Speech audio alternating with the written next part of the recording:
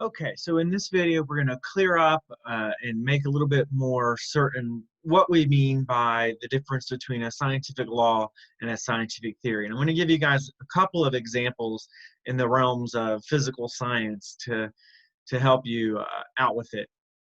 And so this is scientific law or scientific theory. And remember from McComas's article, this is key number 4 or attribute number 4 behind teaching the nature of science to students.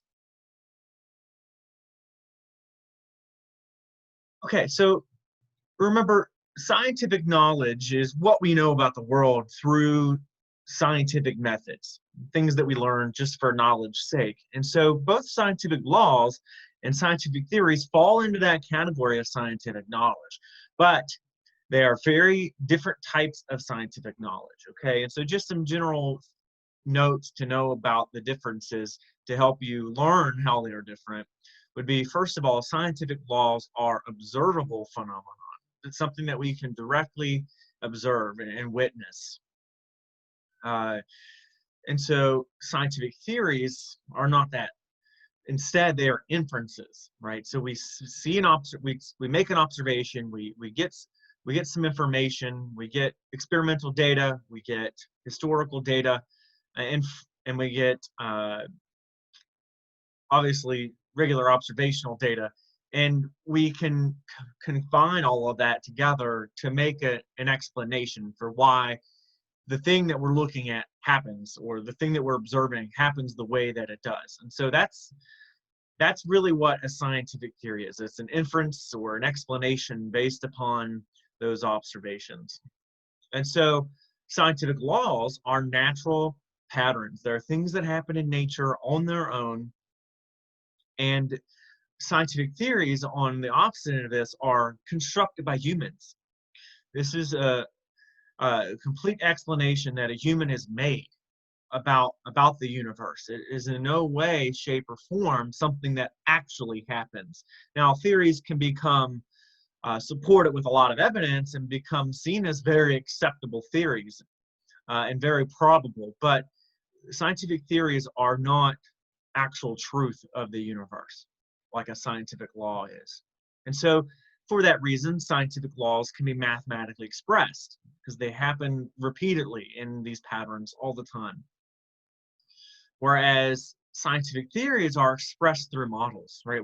To explain what it is, we have to construct a model to get the point across about why we think something happens the way that it does. Okay, and so there's a big misconception that your students have about scientific theories and scientific laws. It's that they think that scientific theories can eventually become graduated or have enough evidence that they will eventually become scientific laws. And that's not true. Scientific theories never graduate, and they never become scientific laws. And so scientific theories can only become accepted and become widely accepted with the more and more evidence that is provided to support that theory. And so and that may be where students get the misconception. They think that adding evidence eventually helps it mature into a scientific law, but that's not the case. And remember, another attribute to the nature of science is that science and its methods cannot answer all questions. So even if you have a really well-developed scientific theory, it's very possible that that theory is not fully answering something, or not even capable of providing an answer. There's always some what if involved. Okay, and so remember in the earlier video, we talked about the examples that I gave from Coulomb's law and also electric fields. And so these photos that I took they're screenshots from online simulations from the phet.colorado.edu website that has tons of science and math and any field of science, really, any type of simulation that they have on their website. And they're really, really good things. So let's check them out here. This will link us right to the Coulomb's law one that I installed on my computer earlier.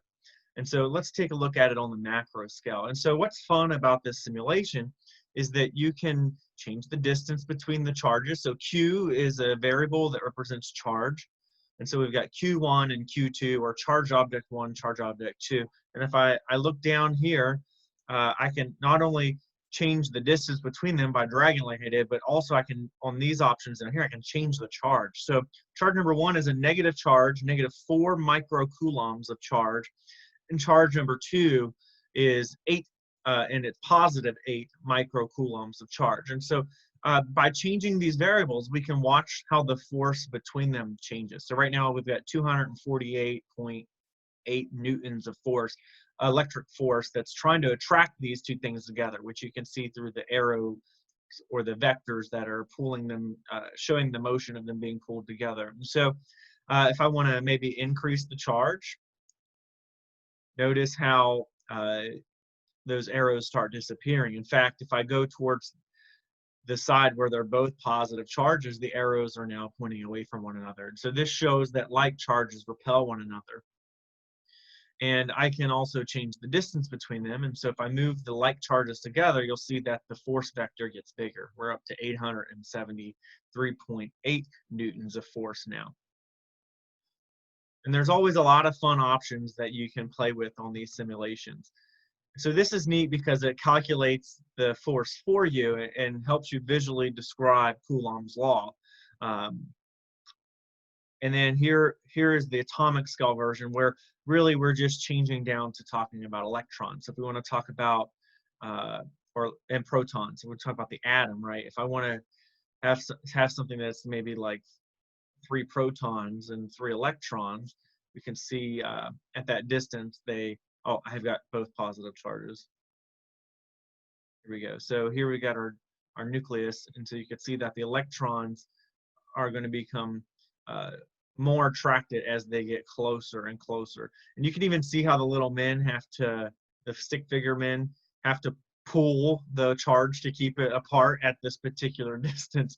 And that was something on the other one as well. You can get them to push them to each other as well, to kind of show that they're trying to repel against each other. And if these little men were to lose their grapple or their hold on the charge, then all of a sudden those charges would just fly off the screen.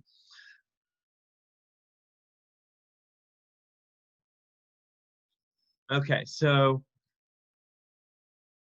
let's look at Coulomb's law a little bit closer as a scientific law. So why is it a scientific law? Well, we can observe charged objects responding, right? If something builds up a charge on it, it will repel or attract. And so similar charges will repel one another, opposite charges will attract one another. And so also this is a natural phenomenon. It's something that happens. No human causes this phenomenon to happen, this attraction repulsion. It just happens naturally.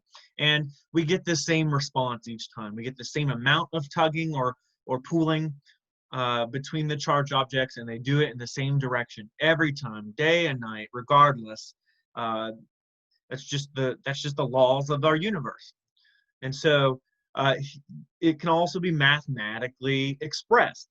The force of attraction between these charged particles is based upon this equation, which is known as Coulomb's law. And so K is Coulomb's constant, which we're going to have a video coming up in a second that kind of explains the experiment behind how we determine what this constant is. And then you multiply that by the product of the charges. So how much charge is charge number 1, how negative or how positive is charge number 2, and then you divide those by the distance between them, and that distance is squared. And so and Coulomb's constant is 9 times 10 to the 9th newtons meter squared per Coulomb squared. And by using the unit of coulombs for charge with your charged particles and meters for your distance between the two objects, you will end up with a force in newtons, which is comparable to physical contact forces as well, right? We express that in newtons. And so from this little simulation, I actually ran the calculation. And so we had we have 2 microcoulombs and 2 microcoulombs, so they're both positive charges. That's why they're showing as repelling one another. And they are about 2 centimeters away from one another. And so by using Coulomb's constant, multiplying it by the 2 microcoulombs of charge that I already converted to coulombs here, and then divide it by the square of the distance between them, which I already converted to meters. And so we got 0.036 Newton meter squared divided by 0.0004 meters squared.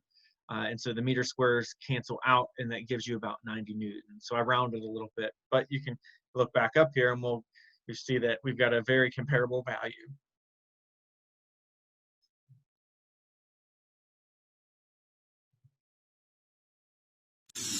Coulomb's torsion balance.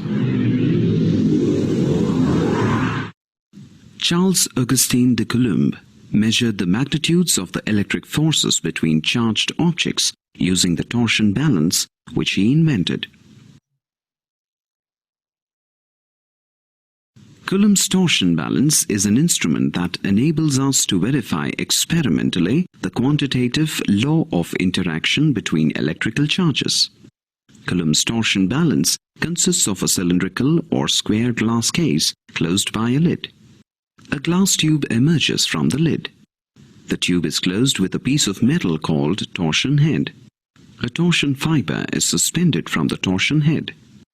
This fiber holds a horizontal needle made of lac with a small brass disc at one end and a sphere of elder pith at the other. The height of the needle is adjusted by a knob, which is turned to wind the suspending thread on a horizontal axis.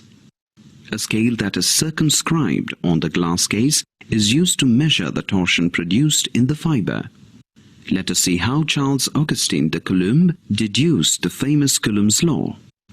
In order to study the intensity of the interaction force between 2 charged bodies, the brass disc was made to touch a small metal sphere, which was at the end of a glass rod suspended from a hole in the glass lid of the balance. Coulomb observed that the thread suspended from the needle did not move, as both the disc and the sphere are without charge. The sphere suspended from the lid of the balance was removed and charged.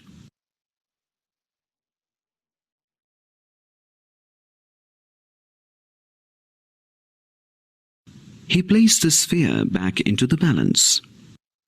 The sphere and the brass disc repelled each other as the disc attained the same charge as the sphere. As a result, the needle started oscillating. The torsion angle of the thread was measured using the degree scale marked on the glass case. In order to ascertain the ratio between the interaction force and the electrical charge on the bodies, Coulomb removed the sphere suspended from the glass rod and placed in contact with another sphere of the same size. As a result, the charge of the sphere was reduced to half. The sphere was placed back into the balance. It was observed that the electric repulsion between the charged bodies was less. He then calculated the ratio between the interaction force and the electrical charge on the bodies by measuring the angle of torsion. Coulomb found that the force between 2-point charges was directly proportional to the product of magnitude of 2 charges and inversely proportional to the square of the distance between them. Mathematically, if 2 bodies carrying charges Q1 and Q2 are separated by a distance r, then the force is given by F is directly proportional to Q1 Q2. F is directly proportional to 1 by r square. F is directly proportional to Q1 Q2 by r square. F is equal to K into Q1 Q2 by r square. K is the proportionality constant called the electrostatic force constant. The value of K is equal to 1 by 4 pi epsilon naught, that is equal to 9 into 10 to the power 9.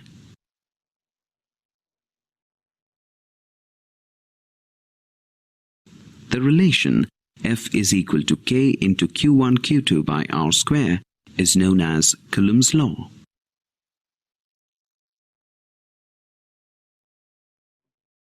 Okay.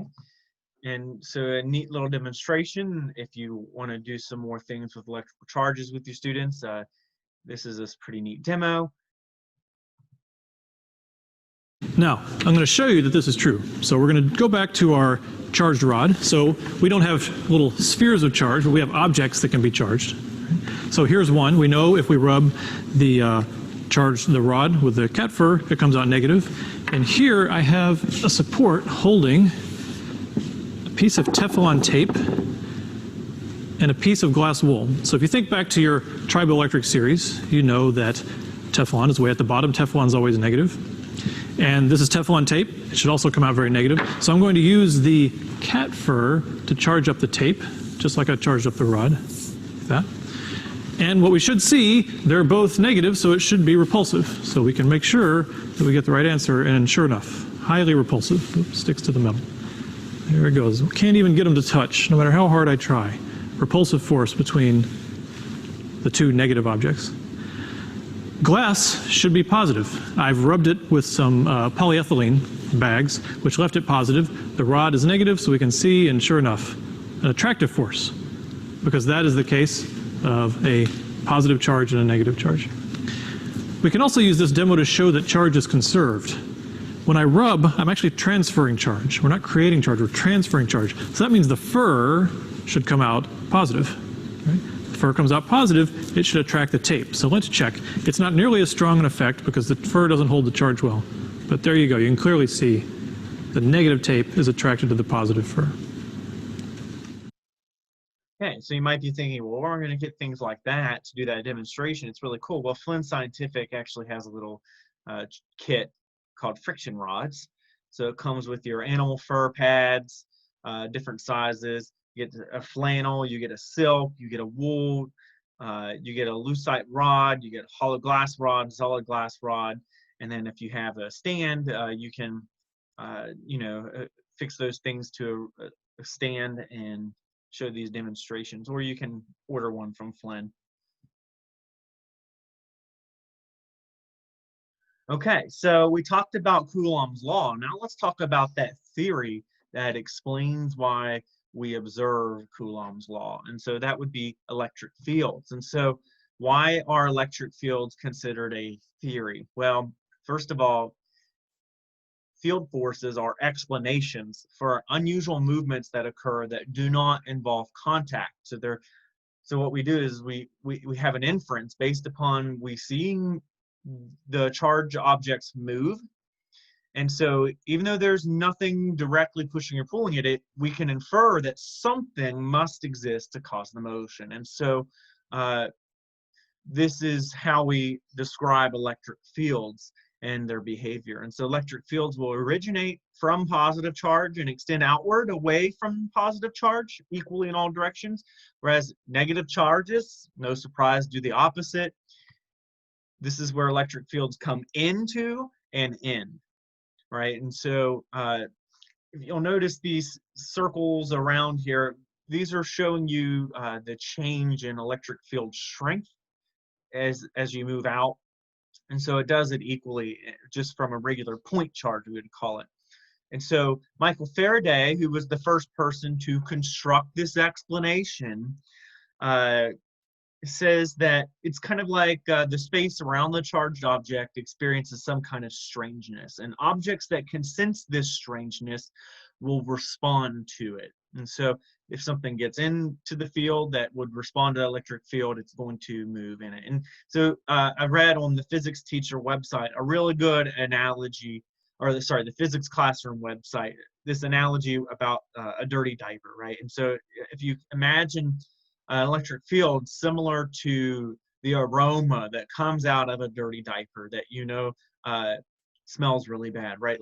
And so obviously when you get in closer and closer to the foul-smelling diaper, it starts smelling worse and worse. And electric fields are the same way, right? The odor, in the sense, is something we can't see, but our noses as humans can sense it, and so we respond to it. People that can't handle that, obviously, they're going to leave the room, go somewhere else. But people that can go in and help and change the baby's diaper. They're going into the thick of things. It may even like call attention to them to get in there and do it. And so it's a little bit of a quirky analogy, but it really does explain the meaning of what we mean by field forces really well. And so there is some kind of strange environment around these charged particles that can cause things to respond to them. And so when we put positive charges around each other, this is what happens to their electric fields. Because they're all pushing outwards instead of pushing towards the electric charge, they kind of move and line up and start pointing away from each other. So you can see where the lines are closer here. This is indicating that the electric fields are moving outward stronger here. And so they're trying to get away from one another, but they're weaker, right? There's not as many lines in between here. And so they're not going to be attracted to one another since they are weaker here. Whereas when we put opposite charge next to each other, it's quite different. The negative charge is trying to pull in that electric field, and the positive charge is sending out its electric field. So this is a match made in heaven. Opposites attract. And so they will move together. And so you can see the density of the electric field is increased between the two particles when they're this distance apart, if they're fixed in place. And so this indicates a strong electric field here. And then again here with more unlike charges, we've got our negative charges. They have the similar electric field pattern as the positive charges. Instead of them pushing and wrapping away from one another, the arrows are coming in and they're wrapping towards the negative charges rather than going between one another. And so also, back to that dirty diaper analogy, the strength of the electric field is affected by distance, which we also express in Coulomb's law, right? With the charges becoming closer, there's going to be a stronger electrical force. Well, if we have an imaginary charge, or what we call a test charge, at a particular location, you'll see that here the electric potential is about 3.8 volts, or about 4 volts, and negative meaning inward, into the negative charge. And so here, as it gets closer, you can see that that magnitude of force gets stronger. It's more attracted to the negative charge, and we're up to negative almost 9 volts just by moving in closer. And so the fields here obviously are the reason why. So the pooling effect, or the pushing effect of the electric field, has a larger realm of influence. Just like getting into that dirty diaper, it starts smelling a lot worse the closer you get. Okay, and so this formula is not actually a law, really. It's just a way to calculate the electric field strength, and it's really pretty much a different expression of Coulomb's law. So if it is a law, it's essentially Coulomb's law, but slightly changed, right? We still got Coulomb's constant. We only have one charge in this one, and then the distance between the test charge, so any imaginary charge were put here, and then the electric field strength within would be calculated by multiplying those and dividing by the distance squared. Okay, so that was one example. Another example that might be interesting to you if you're teaching grade school, you probably teach Newton's laws of motion. I know it's a 3rd grade West Virginia Next Gen science standard. And so just a brief overview here of the 3 laws of motion. The first law, of course, describes what inertia is, the tendency of an object to resist this change in motion. And so objects at rest will remain at rest until a net external force is applied to it, changing the object's motion.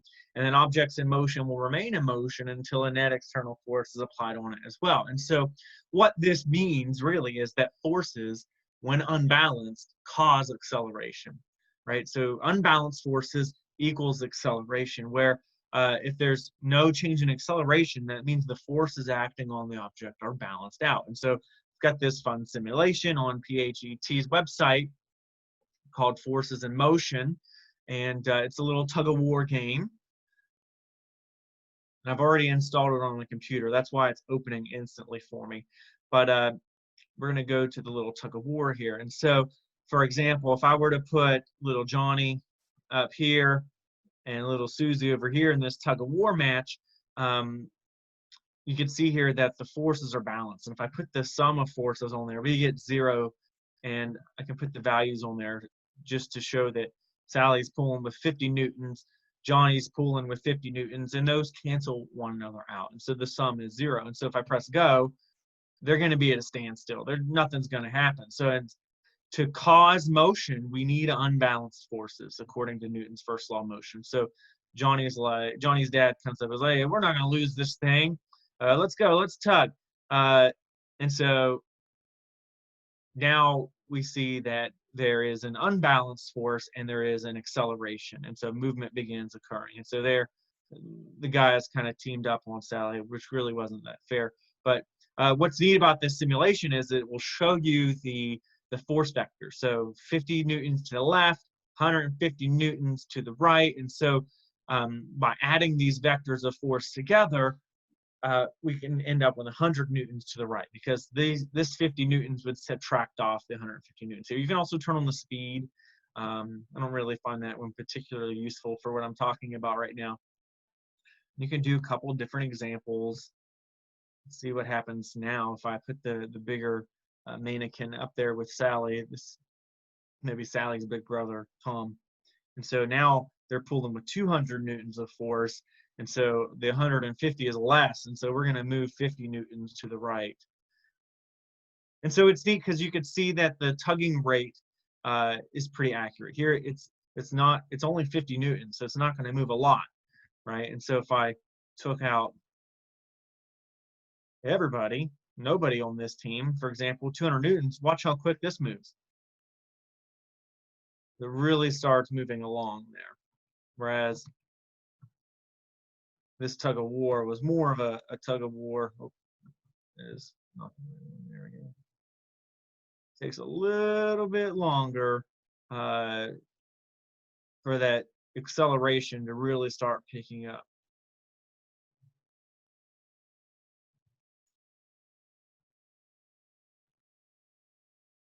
Okay, and so now moving on to the second law of motion, this is where we get that mathematical expression of the second law. Okay, and so its force is equal to the mass times the acceleration of an object, and that's for both vertical and horizontal forces. We're just going to stick with one direction horizontal forces for this, and so it's just the amount of force required to cause a change in motion, or its acceleration is dependent on the mass of an object. So the more mass that an object has, the more force it's going to take to cause it to accelerate. And the smaller mass that you have, the less amount of force that you need to cause the object to accelerate at the same acceleration, the constant acceleration. And so we've got another simulation here from PHET. And it's within the same group, but we're talking about acceleration. I think it's actually the motion one that I want to use.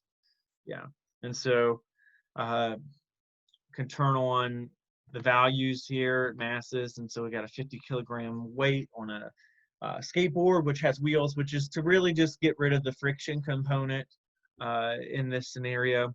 And so I got, let's say I'm going to push, let's see how many newtons of force it takes to actually cause this thing to move. So I'm up to 2 newtons, 3 newtons, 4 newtons, 5, 6, 7, 8. Now it's starting to move slowly at 8, 9, 10, 11, 12, 13, 14, 15, 16 newtons, 17, 18, 19. There's 20 newtons of force. Okay, and we've got it moving gently. All right, let's click refresh. And this time, let's put a little bit more weight on there. Let's put this refrigerator, and I got to check my values again in masses since I hit refresh. And so I got 200 kilograms up here this time.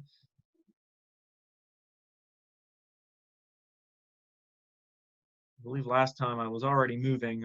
He's starting to buckle his knees. There's a little bit of motion, but nowhere near as much. There we go. Now we're moving finally at 12 newtons.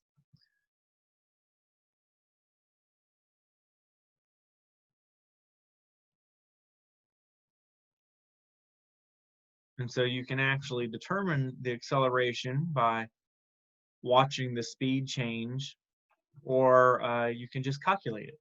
All right, use the formula, rearrange it if you're doing any like rearranging of equations to solve for unknowns. That could be something you could do.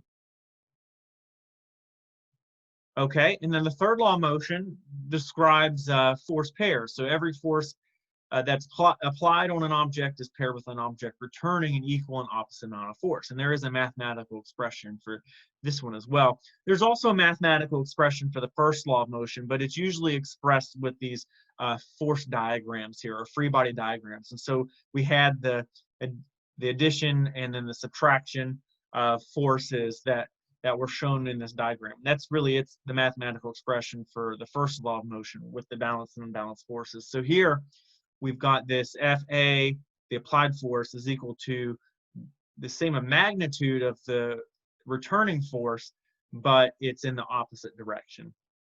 That's why it's negative. And so we've got forces in one dimension. This simulation to demonstrate. Okay, this one I didn't load ahead of time.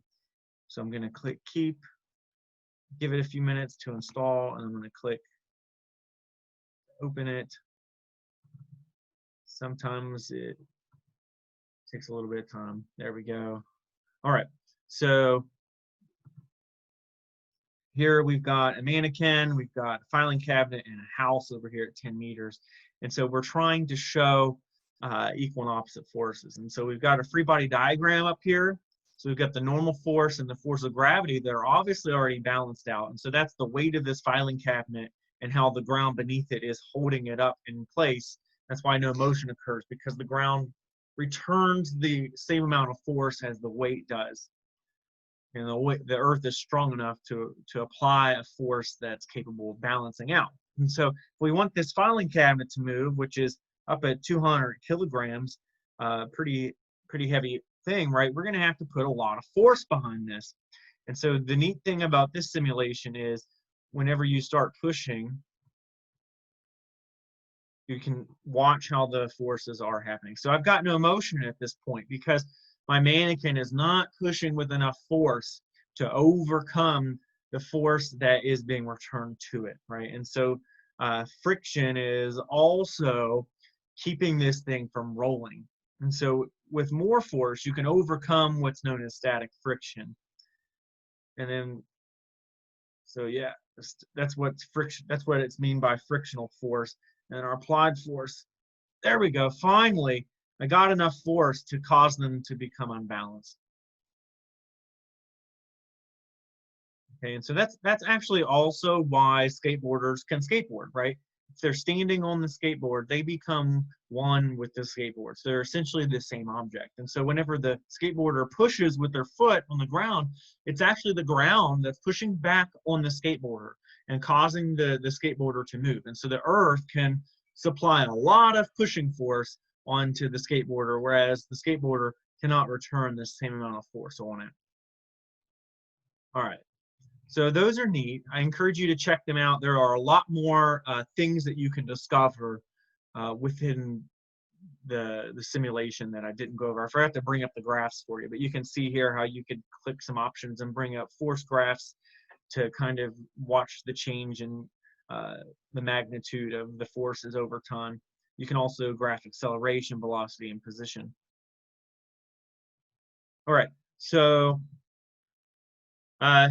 there was our example of laws. Now let's talk about another example of theory, right? And so I've chosen the atomic theory because not only is it a theory, but it also expresses another attribute of the nature of science. And so let's start with the theory, though. So Democritus, sorry, he had the kind of first thought that contributed to the atomic theory.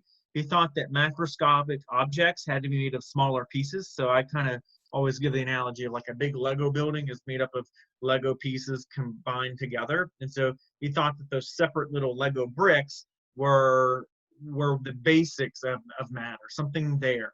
And so in 1803, a long time after Democritus, John Dalton actually proposed that spherical units of matter existed with properties, and that mass was evidence for the fact that they existed. You can determine the ratio of these elements or atoms, these little particular spherical units, based upon the weights of different things.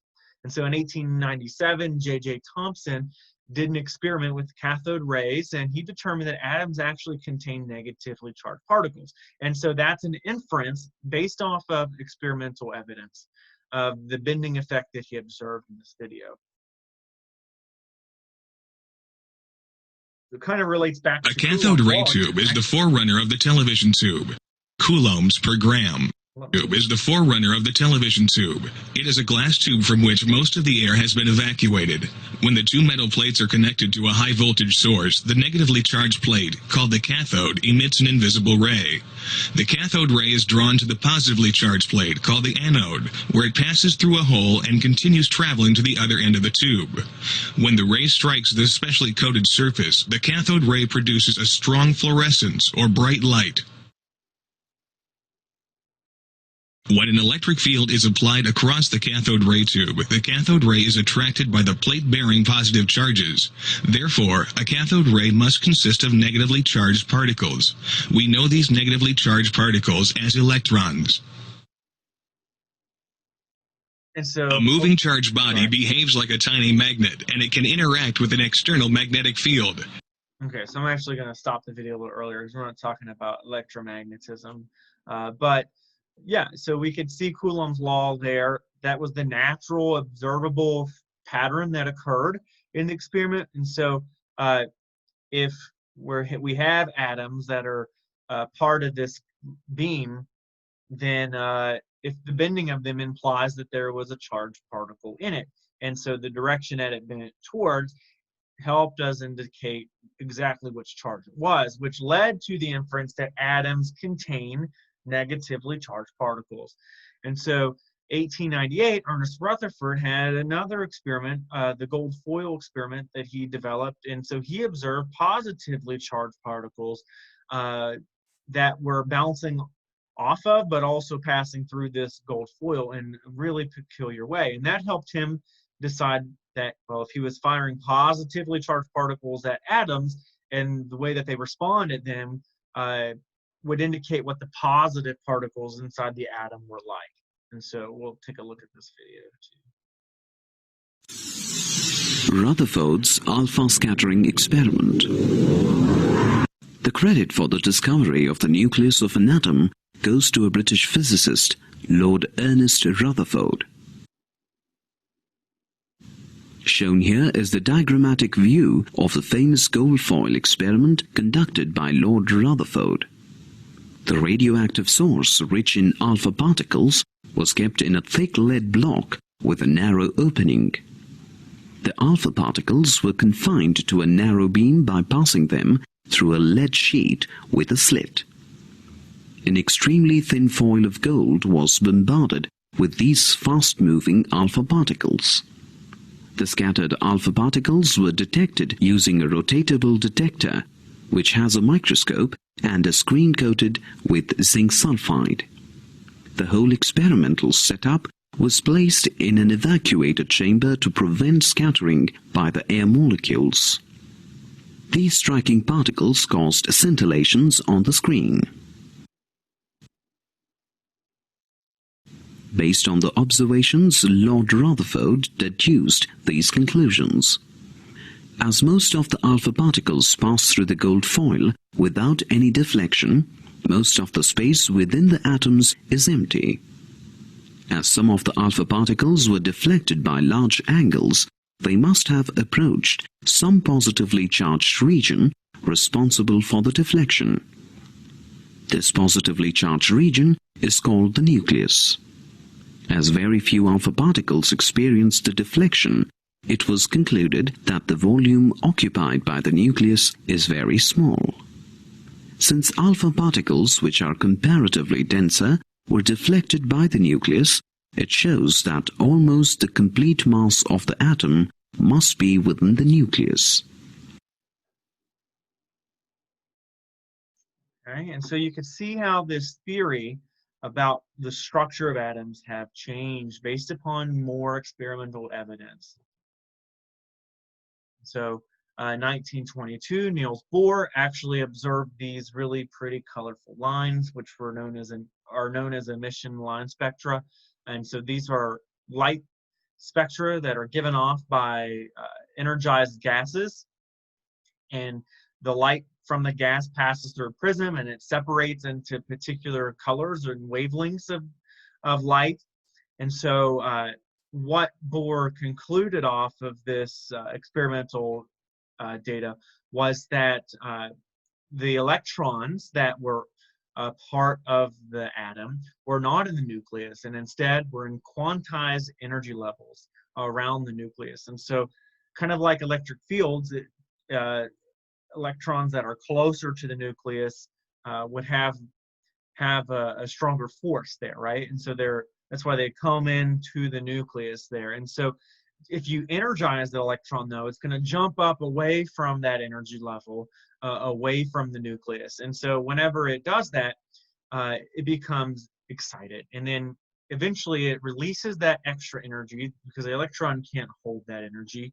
And so it re-emits it back out, and it causes the electron to jump back down to its ground state. And so every time that electron would go through one of these states from excited back down to ground, it would emit a particular photon or particular wavelength of light that gave it this special color. And so he realized that these colors matched almost perfectly the transgressions of electron, movement that would occur in the hydrogen atom. He was very convinced. Now, he did run into some problems along the way because not every atom had such a strong fit as the hydrogen atom did, but eventually he came up with the Bohr model of the atom, which had these planetary-like orbitals of electrons that weren't around the nucleus. So PHET has a really fun atom builder website. So if you're working on atomic structure with your students, you can have them use this website to build different atoms. So if I want to build a particular isotope of hydrogen, I can put in a proton, a neutron, and I'll try to put my electron. Oh, nope, it doesn't want to go in the second energy level, it wants to go in the first energy level. And so in the Bohr model, of course, when I want to put in the next electron, it's going to fill up this first energy level, right? Only 2 electrons go in the first energy level, according to the Bohr model. And then if I want an atom of lithium, I could put in maybe a couple in there. I'll put in 4 neutrons this time. So I've got lithium 7. That's why I brought up this window to show me the mass number. We name isotopes based upon their mass number. And then the charge here is not right. I've got an ion because I don't have enough electrons. So I don't want that. So I want a balanced neutral atom. And so notice that it moved into the second energy level. And so I can actually put up to 8 electrons in the second energy level according to Bohr model. So this is a neat simulation that I've used many times when I teach atomic structure. There's also a game on here so the kids can choose, like, I want to try to name the particular mass number. So if I got 12 protons, 12 neutrons, 12 electrons, if the atomic number is 12, what's the mass number? Well, we know the mass number is the sum of the protons and neutrons together. So I need to put in the number 24. Too much. Okay, correct. Next. Okay, so up here's the mass number, down here's the atomic number. This is the charge. And so what is the charge of this chlorine sample? Well, let's take a look. 17 protons, 18 neutrons. That's why we got the 35 mass number. And then we got 18 electrons. So there's an unbalanced number of protons and electrons. So that means that we've got an extra electron. So this is going to be negative. I'm going to go to -1. All right, and so that's a really fun way for kids to practice their atoms and ions.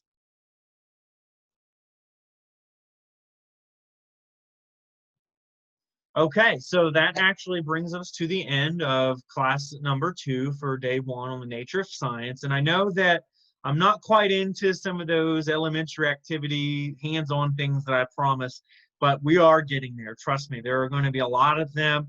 I wanted to cover the nature of science first and show you a couple virtual ways to go about doing some activities, but we're going to do some hands-on, really fun things coming up. So the journal number 2 for this class session is just like journal number 1. You're going to have a very a similar type of response. Here, there are 3 topics, though, that you need to address in your response. So the first one is pick one of the simulations from the PHET website, or PhET website, many people call it, from anywhere on the site, anything you want. There are math simulations, there are history, or not history, physics, chemistry. Let me just show you. I probably have it back here in the references. Here, I'll take you to the website, phet.colorado.edu, and then from simulations, you can pick from all of these. You can search by grade level, by device that you're using. You can check all the simulations, math, earth science, chemistry, biology, physics. There are lots to choose from. And so just find one. And I'm looking for something that you might use. It doesn't have to be something you're going to use, something that maybe you're interested in even, but something that you might try to use to teach science activities with. And then I want you to, in number 2, identify how and if the simulation can be used to aid in teaching nature of science. So you're not actually looking for a simulation that will teach the nature of science, maybe like in the examples that I gave, but if you happen to find one that you like, use it, and if you can use it to teach one of the attributes of the nature of science, then I'd like for you to explain how you can do that. And then if not, if you can't, what aspirations do you have for using it? Why did you select that particular simulation? And then topic number 3 for this reflection would be, does the simulation match one of the West Virginia Next Gen standards to your grade level? And which one? So just identify those. Okay, so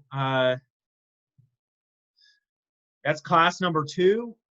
Just keep in mind that I'm just an email away. Anytime if you have questions or want some clarification on something, just here waiting to help you. So great to have you in class. I hope you're enjoying, and hope you can find a really cool simulation. I can't wait to hear your response or read your responses.